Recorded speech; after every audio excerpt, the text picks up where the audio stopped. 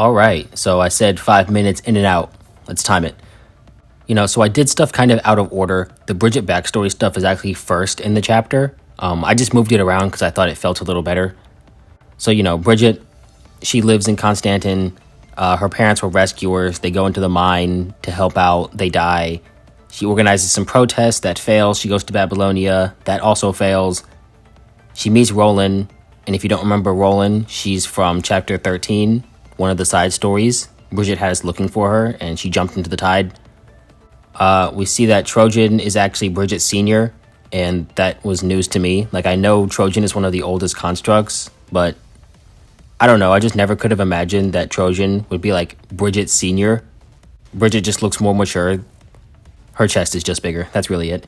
They go into the mine. They reveal Trojan's a spy, and that's kind of all that comes of that.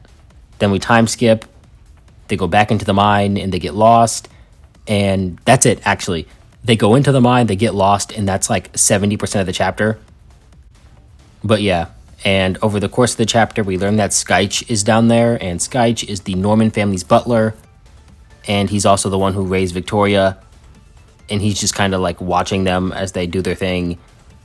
So, eventually he comes out, he tries to give Trojan the Edge Runner treatment, but fails.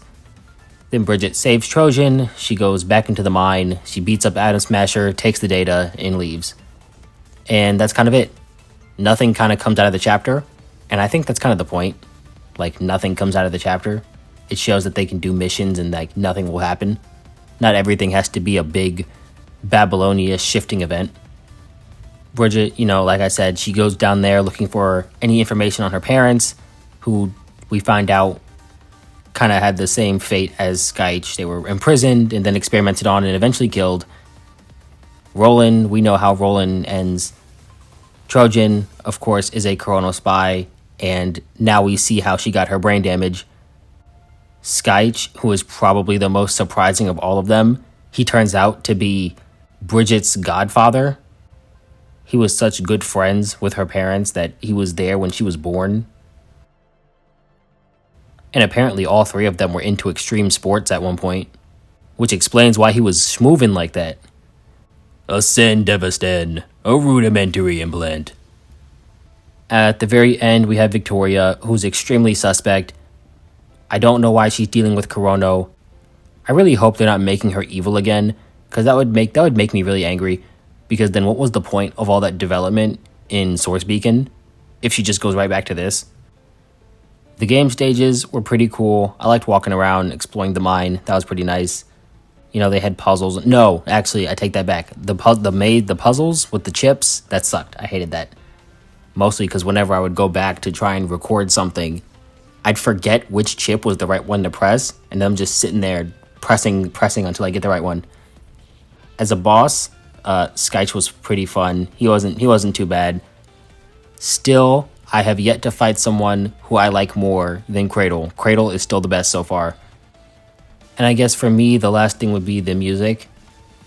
Every time I hear To the Limit, all I can think about is Parasite. Like, I just think, oh man, this song would do wonders if it was in Parasite. But yeah, I think that's really everything. The chapter just kind of happens, but nothing happens. But short and sweet, sweet and sour. I can't wait till we climb the tower. Self-contained story. There isn't really anything else to talk about.